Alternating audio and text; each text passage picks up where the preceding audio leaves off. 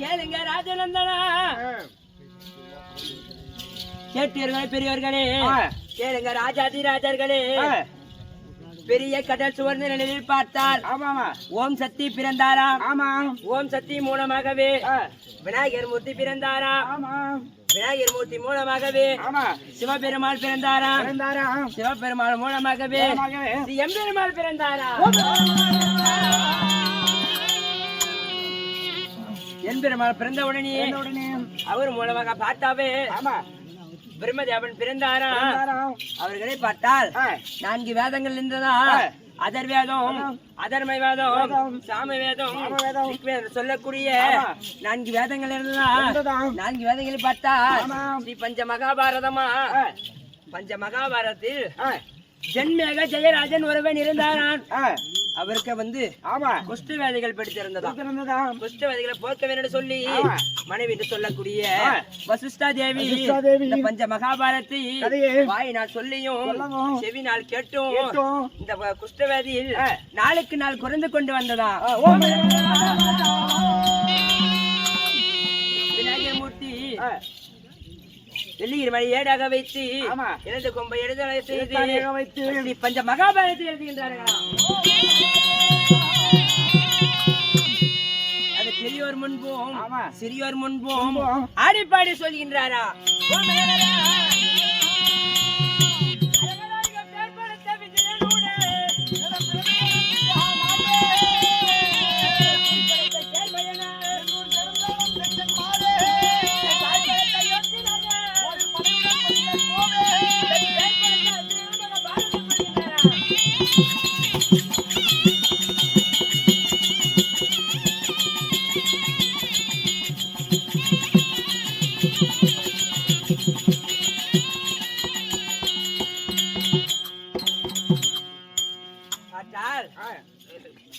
அர்ஜுனன் எப்படி பேர் படுத்தினார் பார்த்தால் அர்ஜுனனுடைய 4 வேதங்கள் இருந்ததா.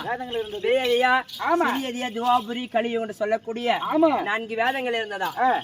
பார்த்தால் பெரியது என்று சொல்லக்கூடிய இரணி சம்பாரம் முடிக்க வேண்டும் சொல்லி இரணி அச்சுதன் அணிக்க வேண்டும் சொல்லி ஸ்ரீ கண்ணன் எப்படி தெரியுமா பிறந்தாரு. ஸ்ரீ கண்ண பெருமாள் வந்து நரசிம்மனாக பிறந்தாரா.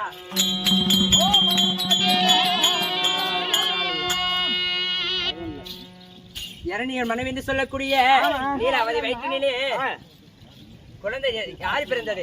பக்த பிரகல்நாதன். யாரு தெரியுமா பக்த பிரகல்நாதன். ஸ்ரீ கண்ண பெருமாள்.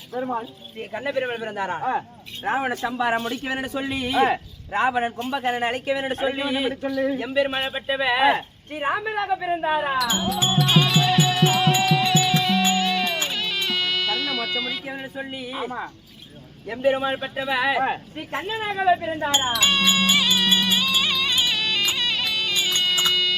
அர்ஜுன பிறந்தார் பார்த்தால் பாண்டு மகாராஜனுக்கும் குந்தம்மா தேவிக்கும் காண்டிபனாகவும் விஜயனாகவும் பார்த்திபனாகவும் பல நாமங்கள் பிறந்து வந்ததா. மகாபாரதி பெரியோர் முன்பும் சிறியோர் முன்பும் ஆடிப்பாடி சொல்கின்றாரா. கண்டி கடை பற்றி வருவோம்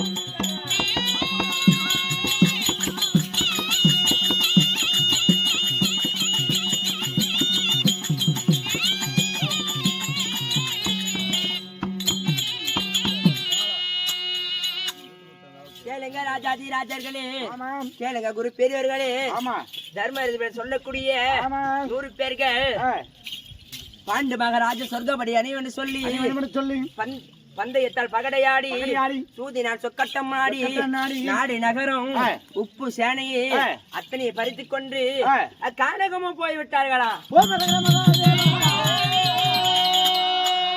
கானகம் போன உடனே ஓராவது ஓமரசிவனம் முடிஞ்சு விட்டது. இப்ப வந்து நம்ம எத்தனாவது ரசிவனத்துல இருக்கிறோம்? 10வது பாலமகா ரசிவனம் கிடைக்க வேண்டுமானால் என்ன பண்ண வேண்டும்?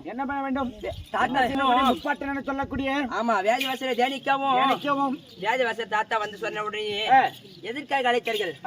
தாத்தா 10வது பாலமகா ரசிவனம் கிடைக்க வேண்டுமானால் நம்ம என்ன பண்ண வேண்டும், என்ன செய்ய வேண்டும் அப்படின்னு சொன்ன உடனே தாத்தா சொன்னார்கள், ஐவர் பண்ட பாண்டவரில் ஒருவர் மானுமயிலும் காணாத பரமனை நோக்கி தவம் செய்தால் மட்டும்தான் 10வது பாலமகரிஷி உனக்கு கிடைக்க வேண்டும் சொன்ன உடனே சரி, அண்ணா தான் எங்களை விட மூத்தவர்.